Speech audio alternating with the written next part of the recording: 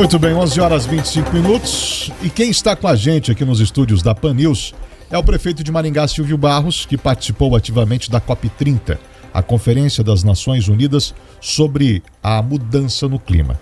O prefeito, inclusive, fez a entrega, junto de outros prefeitos, de uma carta ao presidente Lula com contribuições dos municípios brasileiros para o clima, né, Bitar? É isso, Silvio Barros é o atual presidente da Comissão de Meio Ambiente e Mitigação Climática da Frente Nacional de Prefeitos. Prefeito, bom dia, sejam muito bem-vindos aqui à Jovem Pan News FM Maringá. Conta pra gente quais são os principais pontos dessa carta que foi entregue ao governo federal. Bem, antes de mais nada, é um prazer estar aqui com vocês, obrigado pelo convite. A carta que os prefeitos e prefeitas fizeram foi, na verdade, construída durante a reunião que ocorreu no Rio de Janeiro do Fórum de Líderes, que foi a cúpula de prefeitos e prefeitas. Aí tivemos gente do mundo inteiro, não foi só do Brasil, foram mais de 450 prefeitos que estiveram lá, de 70 países diferentes. E neste momento, numa assembleia da Frente Nacional de Prefeitos, nós trabalhamos a redação da carta, e essa carta aponta a responsabilidade. Os prefeitos reconhecem a responsabilidade que eles têm no combate às mudanças climáticas, porque 80% das emissões de gases de efeito estufa ocorrem nos municípios, saem das cidades, ou seja, nós não temos como escapar dessa responsabilidade. Mas também solicitamos algumas coisas que deveriam ser consideradas no contexto nacional e no contexto global. Entre elas, a capacitação de equipes das prefeituras para poder tomar as decisões corretas no que diz respeito ao combate à mudança climática e também a conscientização dos gestores públicos. Gente, tem milhares de prefeitos no Brasil que não têm noção do que nós estamos falando. Porém, estão sofrendo as consequências das mudanças climáticas. Eles são as primeiras autoridades que a população recorre quando acontece algo parecido com o que houve aí na semana passada lá em Rio Bonito do Iguaçu. O prefeito é a autoridade mais próxima, é quem tem que efetivamente dar resposta imediata.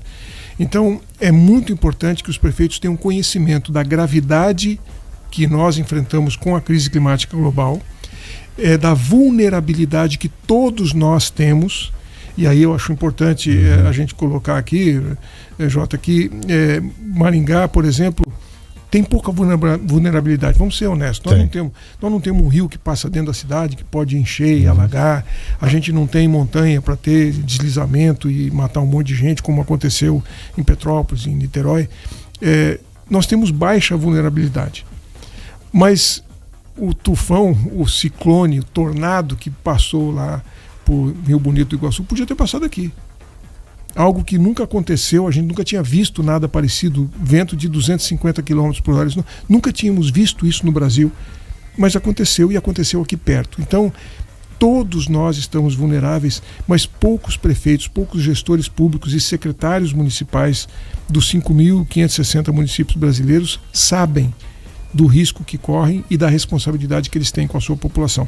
Então, nessa carta a gente propôs que deveria haver um programa muito mais aprofundado de envolvimento, de engajamento, de conscientização desses gestores públicos, para que eles coloquem em prioridade o seu plano de mitigação.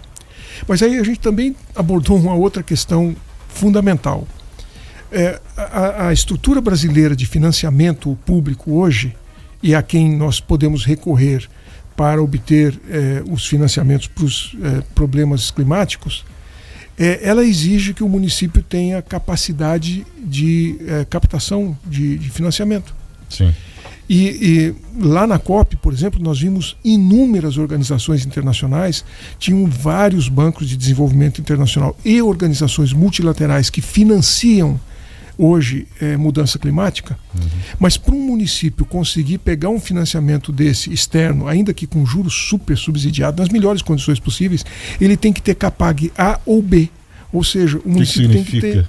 Significa que ele tem que estar com todas as certidões em dia e ter capacidade de tomar o empréstimo. E a maioria dos municípios não tem. justamente os municípios mais vulneráveis, os mais pobres, eles não conseguem ter essa capacidade. Seriam os que mais precisam, né? Exatamente, são os que mais precisam. Então, quem define a exigência do Capag A ou B é a estrutura do governo brasileiro, é o Tesouro Nacional. O que a gente está propondo é que o Tesouro seja mais flexível, que ele reconheça que quem mais precisa desse financiamento é o que menos condição tem de chegar a esse Capag. Então, para financiamento climático internacional, para acessar esses recursos que a COP está pedindo que o mundo coloque à disposição, esses trilhões de dólares que são necessários para a adaptação do planeta, a gente não tem, os municípios menores não têm condição. Maringá é Capag A, nós estamos no topo da... Mas os municípios menores... Mas Rio Bonito do Iguaçu talvez não tivesse essa condição. Não tivesse Capag nenhum.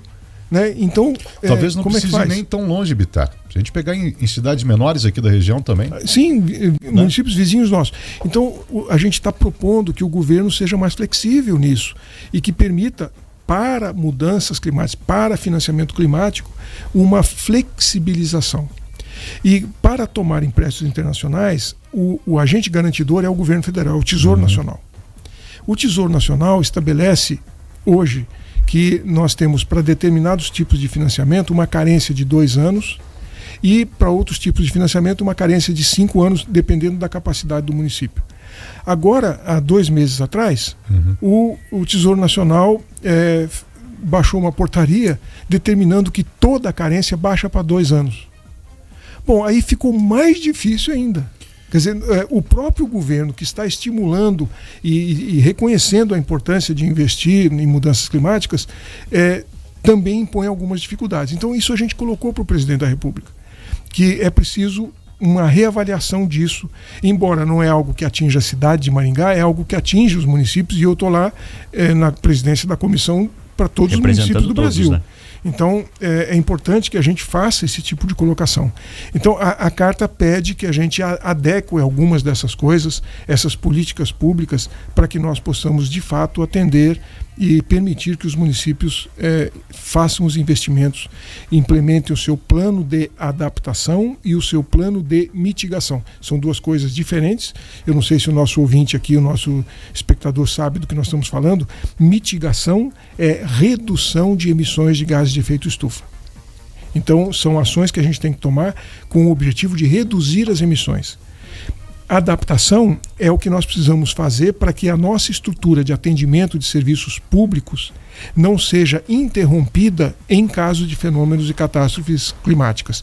Então, se hoje você tem um hospital, como acabou de acontecer no Nordeste, agora, eu vi ontem na televisão, acabou de acontecer de um hospital estar próximo de um rio e o hospital foi alagado. Bom, no momento de uma catástrofe climática, o hospital não poder ajudar, não poder atender, porque ele está vulnerável, isso é o fim da picada. Então, como é que a gente tira esse hospital de onde ele está e põe num lugar mais seguro? Bom, aí precisa de grana, dinheiro.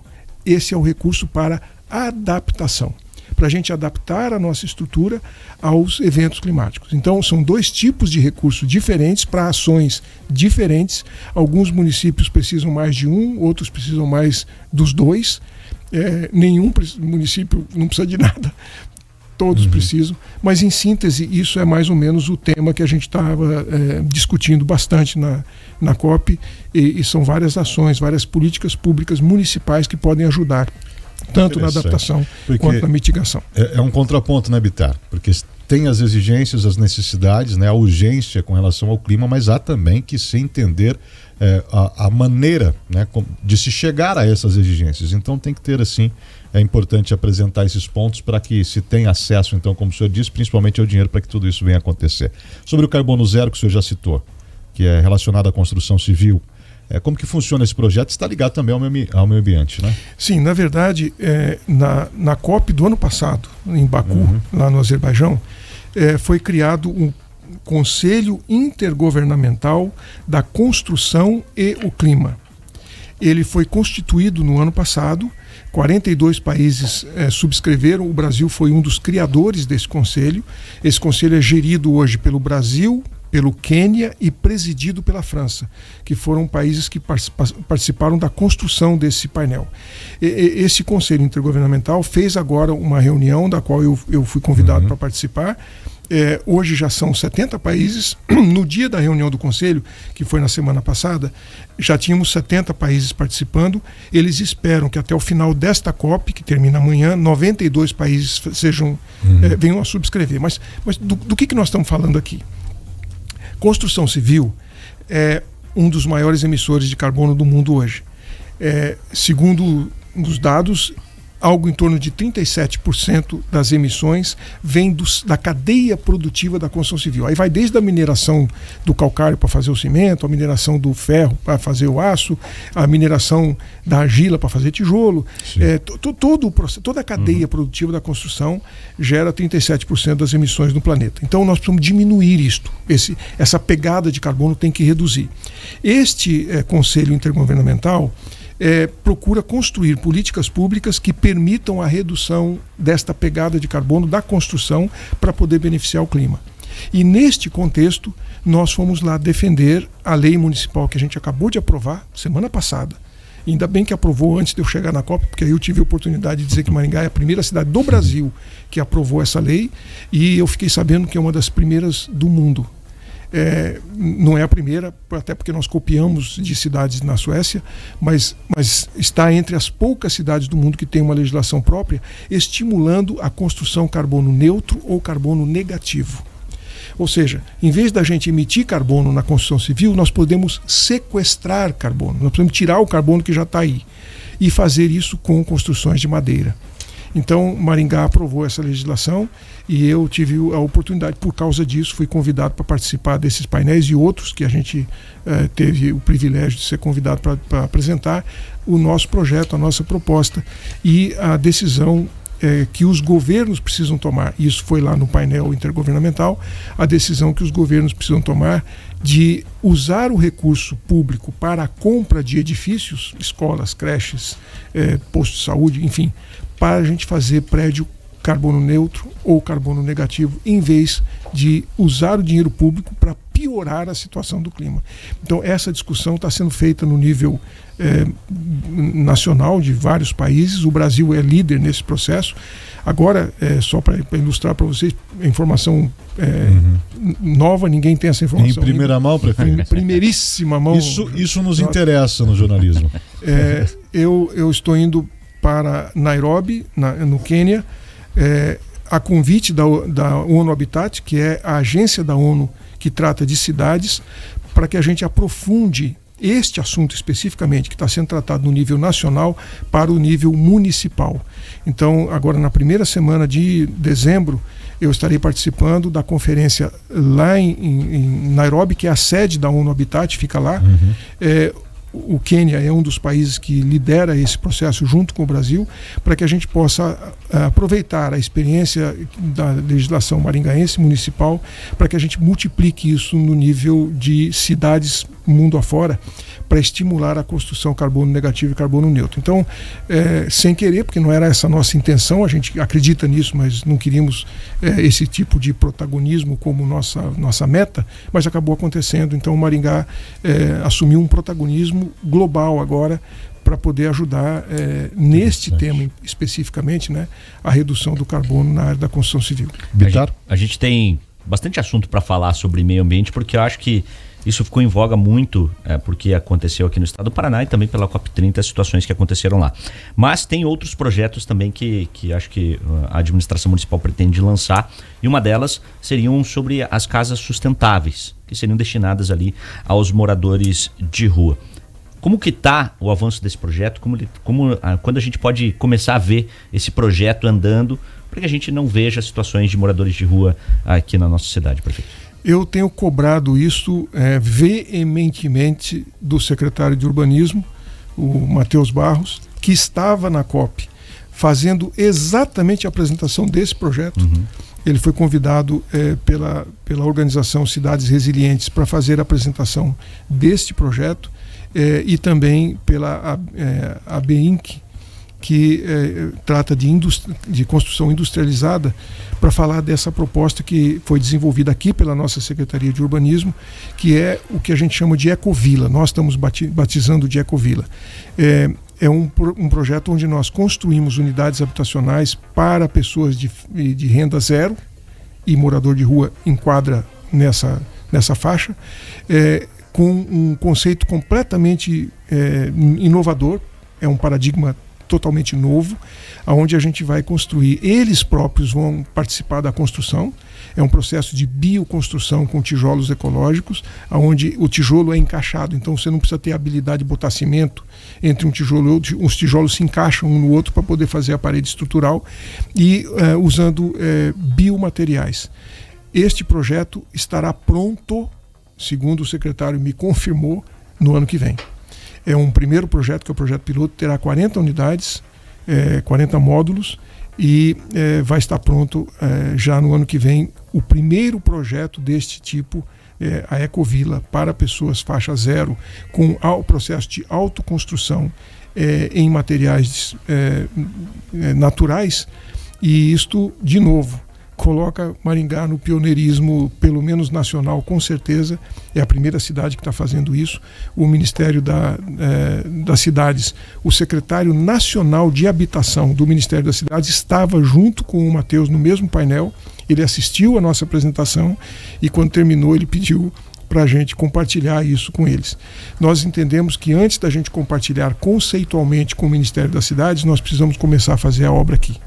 Nós precisamos primeiro mostrar que funciona na prática, não é compartilhar papel, é compartilhar na prática a comprovação de que isso funciona.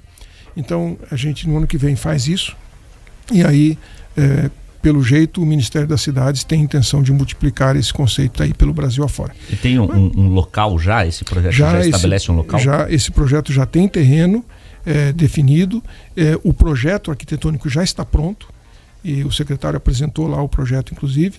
Agora estamos numa fase muito complexa, que é a fase de orçamento e elaboração do termo de referência. E por que isso é complexo? Porque não existe de quem copiar.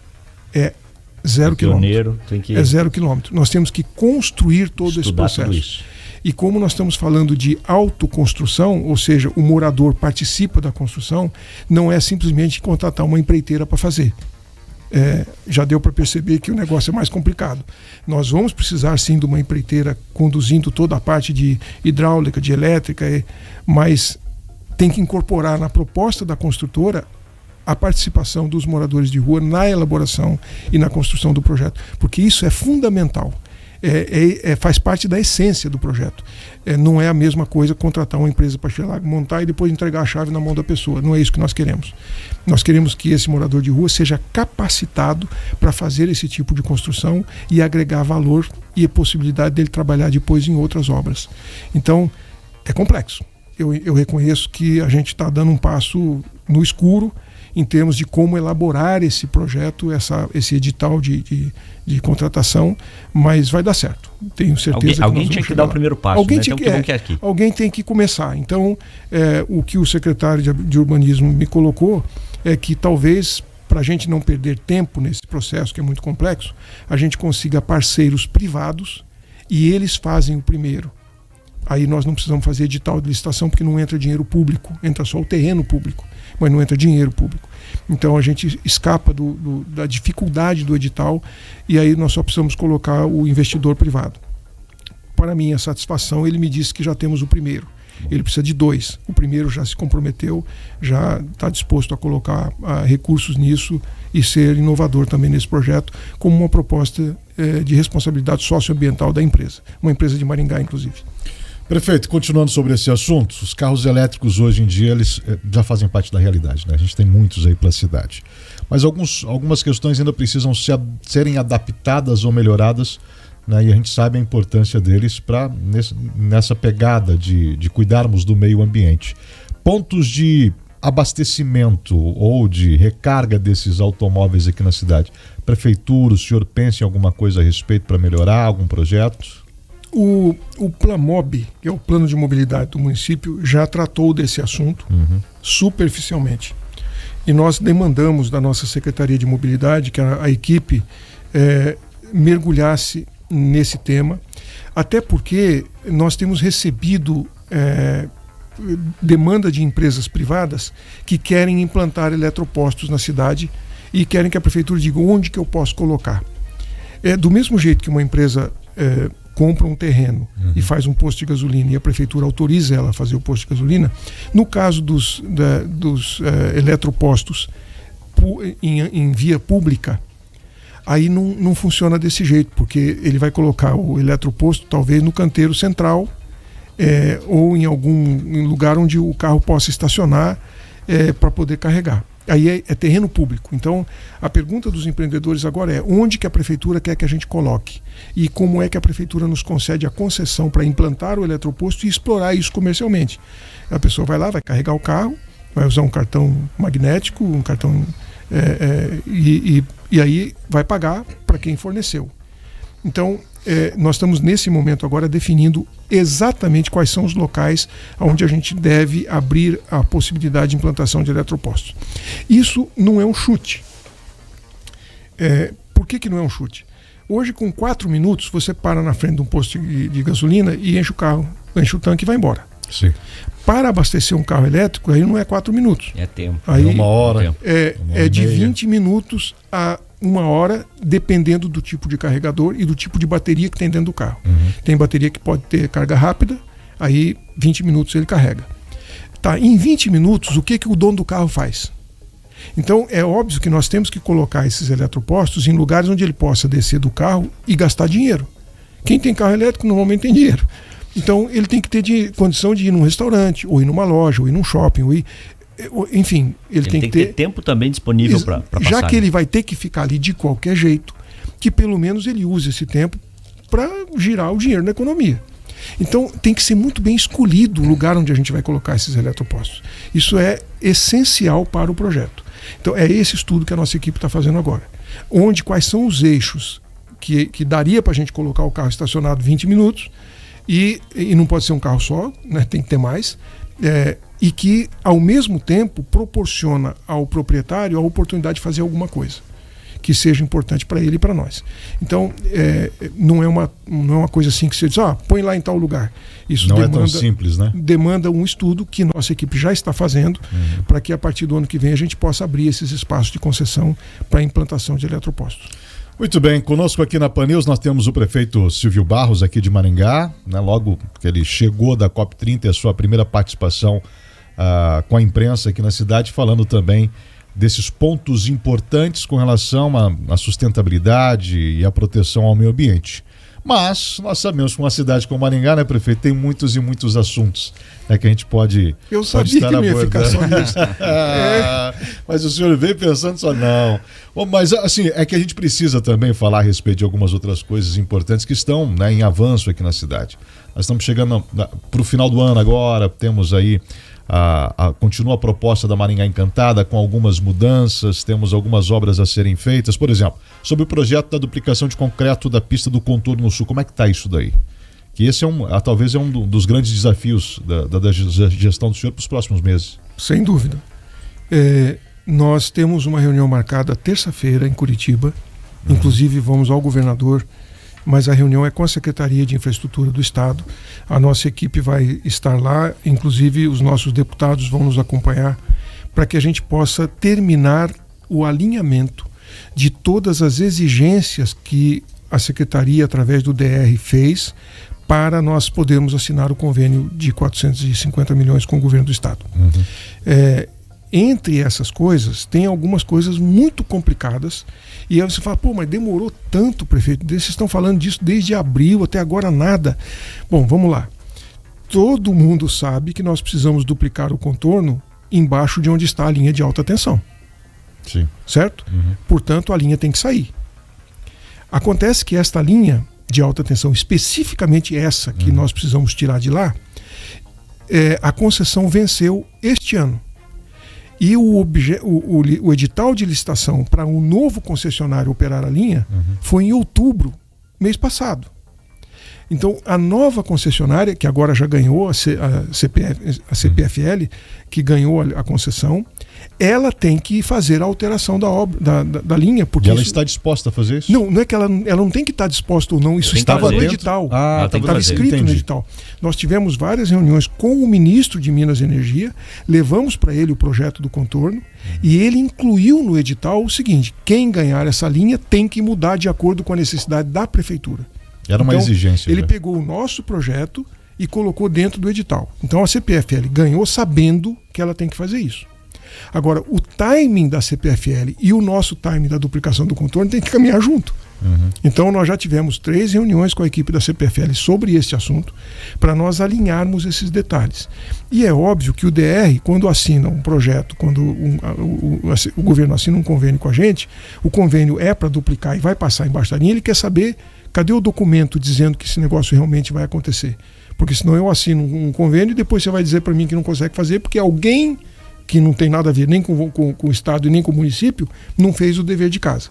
Então nós tivemos que trabalhar na elaboração disso e só pudemos começar isso depois que terminou o edital de licitação. Então a gente não podia fazer nada antes de outubro, a não ser conversar com o Ministério de Minas e Energia para que entrasse no edital. E isso entrou, está tudo certo.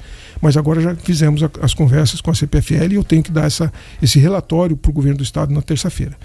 A outra coisa importantíssima é definir também como é que fica a situação do entroncamento da 367, da 376 e da 317. Porque agora temos uma concessionária que ganhou a licitação. E a concessionária só saiu em novembro, esse mês. E nós temos que conversar com a concessionária, porque agora eles são donos do trecho. E nós vamos ter que fazer com que o nosso contorno interaja com a BR e interaja com a PR. As duas estão na concessão. Então, só podíamos fechar essa negociação depois do resultado da concorrência. Já fizemos a conversa com a EPR, que foi que ganhou o lote nosso, estamos já em tratativas com eles e já temos o documento deles de anuência. Então, esses 2 documentos, da CPFL e da EPR, nós vamos estar levando terça-feira.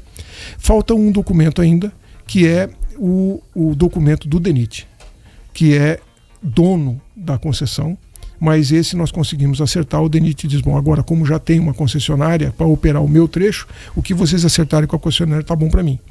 Então, agora que estamos de posse desses documentos, na terça-feira nós vamos entregar isso para que a gente possa assinar o convênio com o governo o mais rápido possível. Bom saber, porque as coisas estão se encaixando, né, Bittar? Essa é a necessidade que a gente né, tem e espera que se resolva, porque tem as suas burocracias, né, prefeito, com relação a uma obra de tanta expressão como essa, tão esperada, tão cobrada, o senhor sabe, não é de agora. Há muitos e muitos anos é cobrado alguma forma de se trazer um pouco mais de segurança ou condições melhores de trafegabilidade no contorno sul. Nós precisamos ir para o intervalo rapidinho, é isso, produção? Então já a gente volta e continua com o prefeito, né, aqui no Pan News Maringá.